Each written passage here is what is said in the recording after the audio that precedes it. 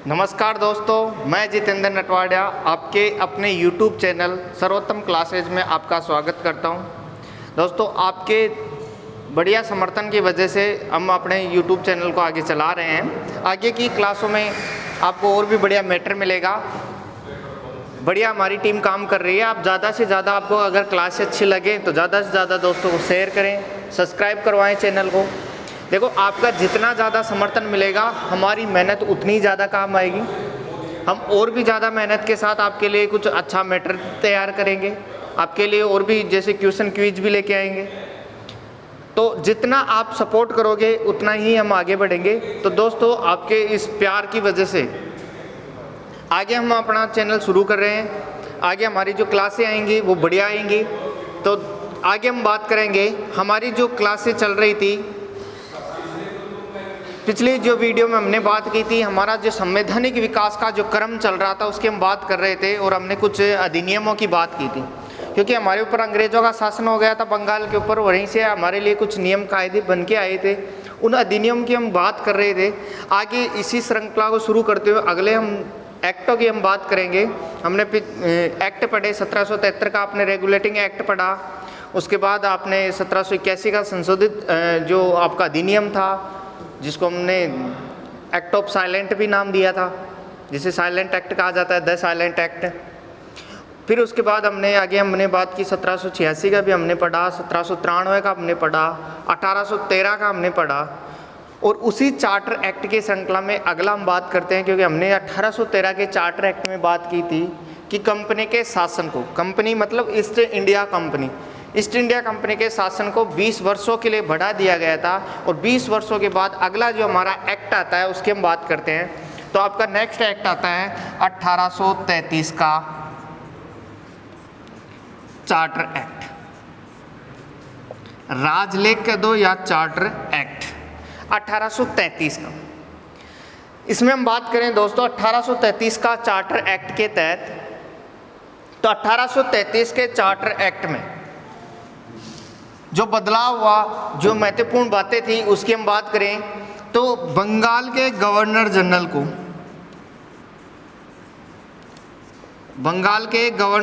को प्रमोट करके संपूर्ण भारत का गवर्नर जनरल बना दिया गया।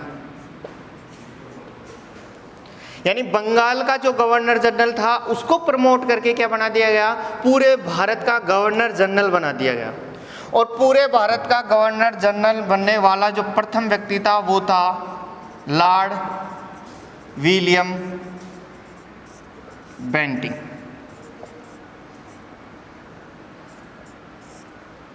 आपसे पूछा जाए बंगाल का अंतिम गवर्नर जनरल कौन था, तो अंतिम भी यही था। और पूरे भारत का पहला गवर्नर जनरल कौन था, तो पूरे भारत का पहला गवर्नर जनरल भी कौन था, लॉर्ड विलियम बेंटिंग।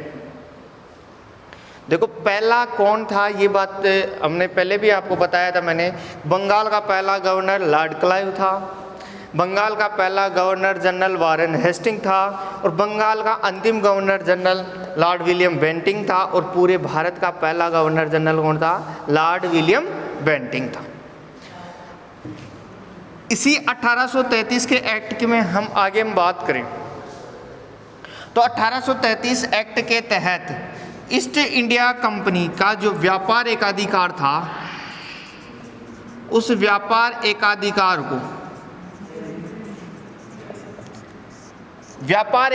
को पूरी तरह समाप्त कर दिया गया।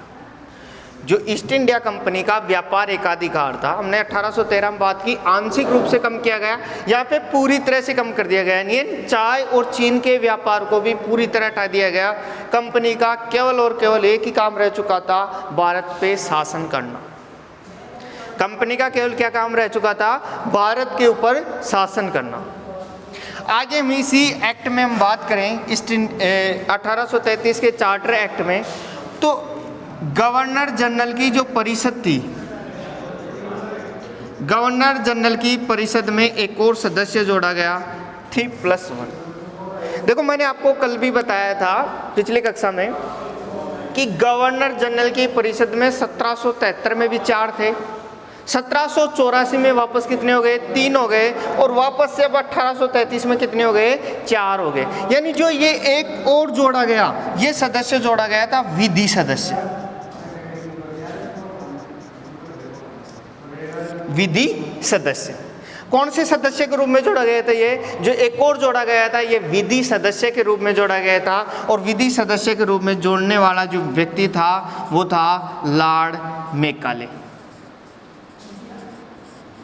विधि सदस्य के रूप में किसे जोड़ा गया था? लॉर्ड मैकाले को जोड़ा गया था। गवर्नर जनरल की परिषद में एक अतिरिक्त सदस्य जोड़ा गया, विधि सदस्य के रूप में जोड़ा। अतिरिक्त इसलिए कहते हैं क्योंकि इस सदस्य को मतदान देने का अधिकार नहीं था, ये मतदान नहीं कर सकता था। परिषद में जो भी कुछ बातों के लिए मतदान करवाया जाता तो विधि सदस्य मतदान नहीं कर सकता था, यह अतिरिक्त सदस्य था। और सदस्य के रूप में किसे जोड़ा गया? मैकाले को जोड़ा गया। अब मैकाले अपने लिए इम्पोर्टेंट है। मैकाले अपने लिए इम्पोर्टेंट है, क्यों है? क्योंकि मैकाले की वजह से हमारे देश में अंग्रेजी शिक्षा का प्रारंभ हुआ। यानी कि मैकाले को कहा जाता है भारत की आधुनिक शिक्षा का जनक, भारत की आधुनिक शिक्षा का जनक। दोस्तों, भारत की आधुनिक शिक्षा कह दें चाहे भारत की अंग्रेजी शिक्षा कह दें, दोनों का जनक कौन है? Lord Macaulay. क्योंकि अंग्रेजी शिक्षा या आधुनिक शिक्षा दोनों एक ही बात है। तो आधुनिक शिक्षा या अंग्रेजी शिक्षा का जनक कौन है भारत में? लॉर्ड मैकाले को माना जाता है। वर्तमान हमारी जो शिक्षा नीति आई है, इसमें हमने जो 5वीं तक की कक्षा में मातृभाषा की बात की है, क्योंकि हमारा कोई मतलब विदेशी भाषाओं से हमारा कोई ये नहीं है कि दुश्मनी है। हमारे जो शिक्षा मंत्री हैं, क्योंकि आपके मानव संसाधन विकास मंत्रालय का नाम बदलकर भी शिक्षा मंत्रालय कर दिया गया है केंद्र में, तो हमारे वर्तमान में जो शिक्षा मंत्री हैं केंद्र के, रमेश पोखरियाल निशंक, उन्होंने कहा है कि हमारा कोई विदेशी भाषाओं के साथ तो कोई द्वेष नहीं है, लेकिन हम भारतीय भाषा को, क्योंकि मातृभाषा में अगर बच्चा पढ़ेगा शुरू में तो वो आगे बढ़ेगा, तभी विकास ज़्यादा होगा। इसलिए 5वीं तक की कक्षाओं में हमने मातृभाषा की बात भी की है। लेकिन मैकाले ने हमारे लिए, क्योंकि मैकाले ने अपने पापा को एक पत्र लिखा भी था और उसने कहा था कि मैंने भारत में ऐसा वातावरण पैदा कर दिया है कि यहाँ की जो जनता होगी वो रंग रूप से भारतीय होगी, लेकिन दिमागी रूप से अंग्रेजी, यानी अंग्रेजों का गुलाम होगा। क्योंकि मैकाले को जोड़ा गया था विधि सदस्य के रूप में, और विधि सदस्य का काम होता है सलाह देना। अरे वकीलों का काम ही होता है सलाह देना, तो विधि सदस्य का काम होता है सलाह देना। तो इसने सलाह दिया, क्योंकि इनसे पूछा गया कि भारत पे शासन कैसे करेंगे लंबे समय तक, तो उन्होंने बताया कि अगर लंबे समय तक भारत के ऊपर शासन करना है तो सबसे पहले भारत की शिक्षा व्यवस्था को तहस नहस करना पड़ेगा। क्योंकि हमारी शिक्षा व्यवस्था विश्व की सबसे शानदार शिक्षा व्यवस्था थी। जब विश्व में शिक्षा के बारे में नहीं जानते थे तब तो हमारे नालंदा, तक्षशिला जैसे महाविद्यालय थे, तो जानते थे कि इनके अगर ये अपने संस्कारों से जुड़े रहे तो ये अपने कभी भी अपने बस में नहीं आएंगे। इनको क्या किया जाए? अंग्रेजी सिखाई जाए। अब भारतीय थोड़े भोले प्रवृत्ति के भी थे। अब उन्होंने सोचा अच्छी बात है, अंग्रेज हमारे लिए अंग्रेजी सिखा रहे हैं हमारे को, हम बढ़िया बढ़िया अंग्रेजी पढ़ेंगे। अब इनको ये पता नहीं था कि ये हमारे को गुलाम बना रहे हैं। वैसे तो कुछ वैसे भी थे कि चलो अंग्रेजी सीखेंगे, गोरी मैमों से बात करेंगे आराम से, क्योंकि लैंग्वेज समझ में नहीं आती थी। तो लैंग्वेज समझ में नहीं आती तो अपने दिल की भावनाएं जाहिर कैसे करते? तो इसलिए भी कुछ तो अंग्रेजी सीखने में ऐसे लग गए। तो मैकाले ने यही कहा था कि मैंने भारत में ऐसा वातावरण तैयार कर दिया कि वो जन्मों जन्मांतर तक गुलाम रहेंगे। और आज तक देख रहे हो, आज अंग्रेजी बोलने वाले को हम बढ़िया मानते हैं कि जिसको अंग्रेजी बोलना आता है बढ़िया, वो तो है परफेक्ट। हम तो हिंदी भाषा वाले अध्यापक से भी यह अपेक्षा करते हैं कि वो भी अंग्रेजी में ही बोले, क्योंकि जिसको अंग्रेजी नहीं आती वो तो गंवार है। आजकल आपने देखा होगा आपके माहौल में आसपास यही है कि जिसको अंग्रेजी नहीं आती मतलब वो गंवार है। भारत का दुर्भाग्य देखो कि हमारे को हमारी भाषा है राष्ट्रभाषा हिंदी, उसको तो लोगों को बताना पड़ता है कि 14 सितंबर को राष्ट्रीय हिंदी दिवस मनाया कि हम बताते हैं कि हिंदी भाषा ये है, आप हिंदी को बढ़ावा दो, जबकि अंग्रेजी के लिए हम बढ़ावा ही नहीं देते, अंग्रेजी वैसे ही बढ़ रही है। तो मेकाले ने हमारे लिए अंग्रेजी शिक्षा की व्यवस्था की थी और मेकाले की अध्यक्षता में विधि आयोग का गठन भी हुआ था 1834 में। 33 में आया, 34 में मेकाले की अध्यक्षता में विधि आयोग का गठन किया गया था 1834 में। कौन से आयोग का? विधि आयोग का। और इसी मेकाले को कहा जाता है भारत की आधुनिक शिक्षा का जनक। देखो यहां से कंफ्यूज मत होना, भारत की आधुनिकता का जनक, भारत की आधुनिकता का जो जनक मानते हैं वो आधुनिकता का जनक हम मानते हैं राजा राम मोहन राय को।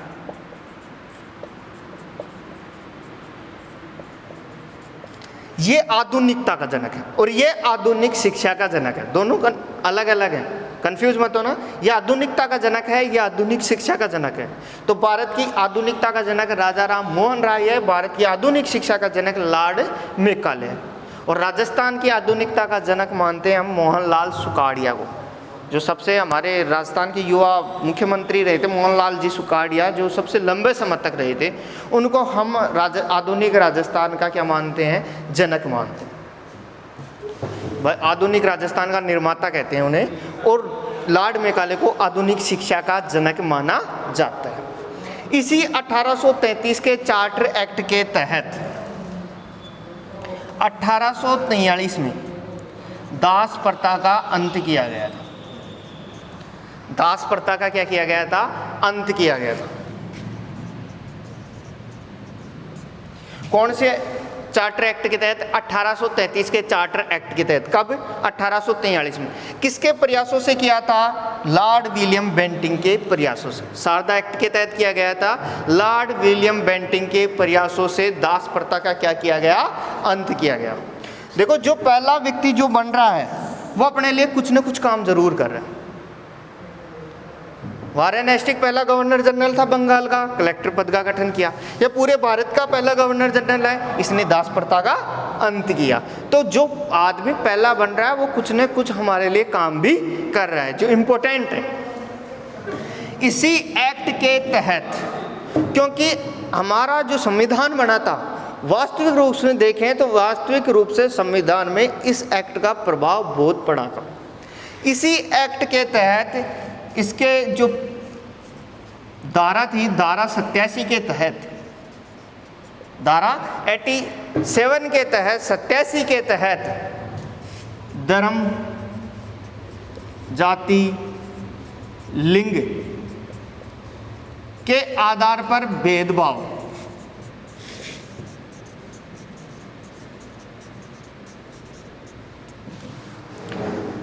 धारा 87 के अनुसार, इसी एक्ट के धारा 87 के अनुसार कहा गया था कि सरकारी नौकरी में धर्म के आधार पर कोई भेदभाव नहीं किया जाएगा, रंग रूप के आधार पर कोई भेदभाव नहीं किया जाएगा, जाति के आधार पर, लिंग के आधार पर कोई भेदभाव नहीं किया जाएगा। कि कंपनी में कोई भी पद प्राप्त करना है तो ये भारतीयों के लिए खुले रूप से दिया गया था कि भारतीय शामिल हो सकते हैं यहाँ पे, क्योंकि ना रंग रूप, धर्म, जाति आधार पे कोई भेदभाव नहीं किया जाएगा। ये 1833 का आपका एक्ट है, आप चाहो तो इसका स्क्रीनशॉट ले सकते हो।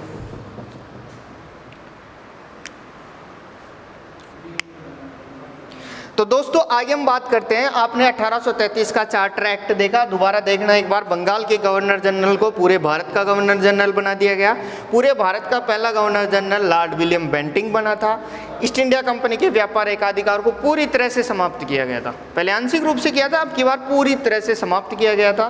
गवर्नर जनरल की परिषद में एक और सदस्य जोड़ा गया, अतिरिक्त सदस्य जोड़ा गया, विधि सदस्य के रूप में जोड़ा गया, और वो सदस्य था लॉर्ड मेकाले था।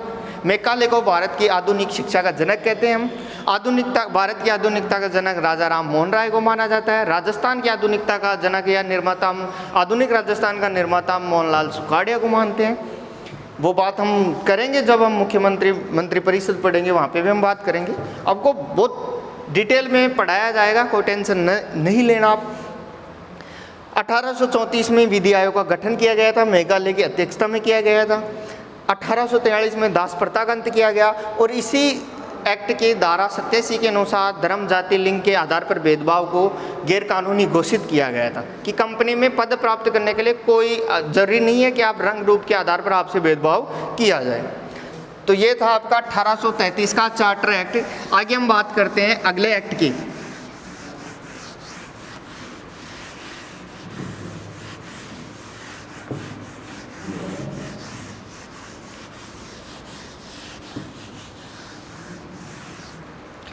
दोस्तों इससे आगे हम अगले एक्ट की हम बात करें, आपका अगला एक्ट आता है 1853 का चार्टर एक्ट। फिर 20 साल बाद आएगा, तो 20 साल बाद में फिर आपका आएगा 1853 का चार्टर एक्ट। ज़्यादा कोई डिटेल में इसमें बात नहीं है, इसमें सीधी सीधी सी बात है। देखो इस एक्ट के तहत क्या कहा गया कि बंगाल के लिए अतिरिक्त गवर्नर की व्यवस्था की गई।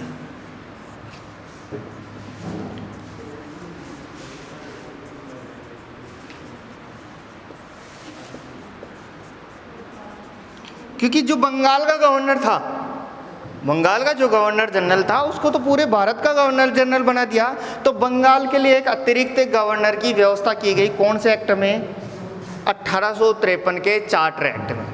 और दूसरा इसमें जो महत्वपूर्ण बातें किया गया कि सिविल सेवाएं, सिविल सेवा तथा अन्य भर्तियों में परीक्षा प्रणाली का प्रावधान किया गया।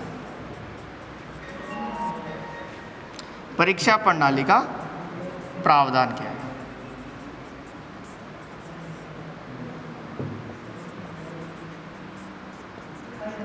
यानी कि पहले क्या करते थे कि परीक्षा प्रणाली नहीं थी, केवल वैसे ही अधिकारी नियुक्त कर लिए जाते थे ऐसे देख रेख में।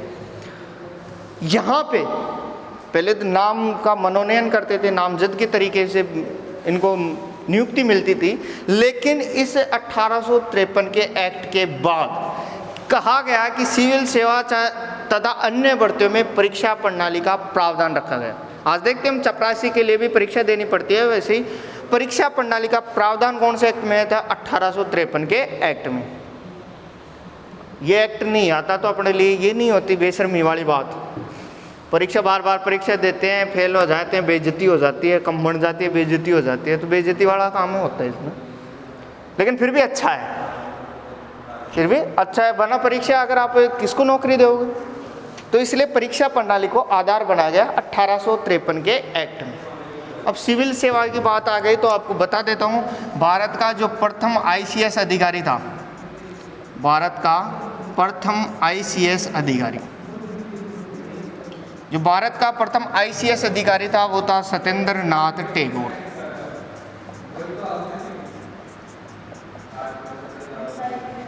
(1862) में इनको पोस्टिंग मिली थी। अहमदाबाद का इनको कलेक्टर बनाया गया था। 1862 में इनको पोस्टिंग भी 1862 में मिली थी। 1842 में इनका जन्म हुआ था। सत्येंद्र नाथ टैगोर रविंद्रनाथ टैगोर के बड़े भाई हैं। तो भारत का प्रथम ICS अधिकारी बनने का गौरव किसे प्राप्त हुआ? सत्येंद्र नाथ टैगोर को। यह है आपका 1853 का चार्टर एक्ट। यहाँ तक हम बात करें तो यहाँ तक आता है आपका ईस्ट इंडिया कंपनी का शासन। मैंने आपको पहले संवैधानिक विकास क्रम की हमारी जो सेकंड क्लास हुई थी उसमें संवैधानिक विकास क्रम की जो पहले हमने बात की थी कि हम इस संवैधानिक विकास को दो भागों में तोड़ के पढ़ेंगे। एक भाग में हम पढ़ेंगे क्या? एक भाग में ईस्ट इंडिया कंपनी का शासन, दूसरे भाग में हम पढ़ेंगे ब्रिटिश ताज के अधीन शासन। यहाँ तक हमने पढ़ा 1773 से लेकर 1853 तक हमने जो पढ़ा वो था ईस्ट इंडिया कंपनी के अंतर्गत शासन। अब क्या हुआ उसकी हम थोड़ी सी बात कर लेते हैं। वैसे ज़्यादा डिटेल में जो पढ़ाया जाएगा आपको एक हिस्ट्री का पार्ट पड़ता है आपको 1857 की क्रांति। अब चाहो तो इसका स्क्रीनशॉट ले सकते हैं, आगे हम बात करें।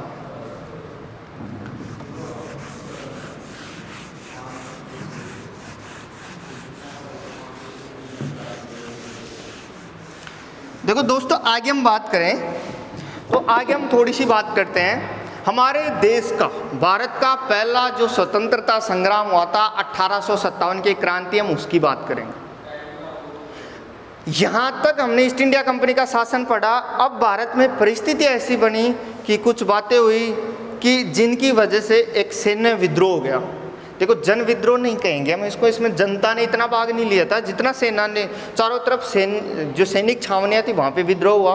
अगर जनता का समर्थन और मिलता, राजा महाराजा उद्देश्य जो हमारे राजा महाराजा थे, इनका अगर समर्थन मिलता तो हम 90 साल पहले ही आज़ाद हो जाते। परिस्थितियाँ कुछ अलग होती, लेकिन अब कर क्या सकते हैं, जो हमारे इतिहास है उसकी हम बात करेंगे, अब पढ़ेंगे उस चीज़ को कि क्या कमियां थी। आज भी कमियां हैं अपने में, आज भी हमारी जो सरकार है बहुत गलत है। ये बहुत दुख होता है इस चीज़ को लेकर कि जनता द्वारा चुनी सरकार जो हमारे साथ ऐसा गलत व्यवहार करते हैं। राजनेता अपने फ़ायदे के लिए कुछ भी कर सकते हैं। आजकल तो एक आम बात हो गई, हर सरकार, किसी भी स्टेट में सरकार बने तोड़ने वाली बात हो जाती है। चाहे आप किसी भी दल की बात करो, मैं प्रॉपर किसी दल की बात नहीं कर रहा, लेकिन चारों तरफ राज्यों में हम देखें तो बस दल तोड़ने वाली बात होती है। तो आज भी वही चलता है, पहले भी वही चलता था। हम अपने स्वार्थ के लिए जीते थे। देखो क्या हुआ कि 1857 में क्रांति हुई थी भारत में, जिसको कहा जाता है भारत का पहला स्वतंत्रता संग्राम, यानी भारत का पहला स्वतंत्रता संग्राम। थोड़ी सी बात मैं करता हूँ 1857 की क्रांति। ज़्यादा डिटेल में हम बात नहीं करेंगे क्योंकि 1857 की क्रांति आप राजस्थान जीके के परिप्रेक्ष्य में भी पढ़ते हो हिस्ट्री में, और आप इंडिया के मॉडर्न जो आपकी हिस्ट्री होती है, आधुनिक भारत का इतिहास, उसमें भी आप 1857 की क्रांति पढ़ते हो। तो हिस्ट्री वाले सर ज़्यादा डिटेल में बताएंगे इसको।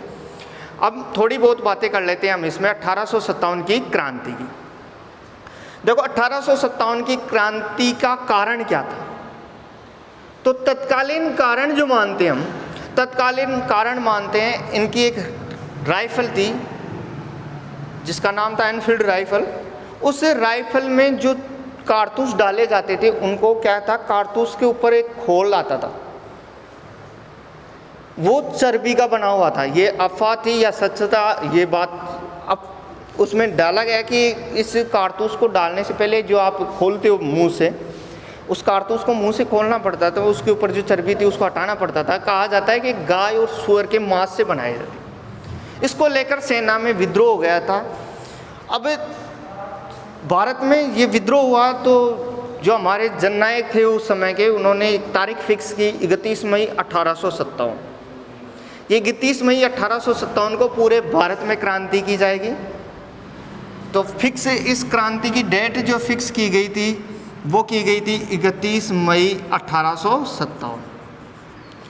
और क्रांति का जो प्रतीक रखा था, निशान जो सिंबल था, वो था कमल का फूल और चपाती।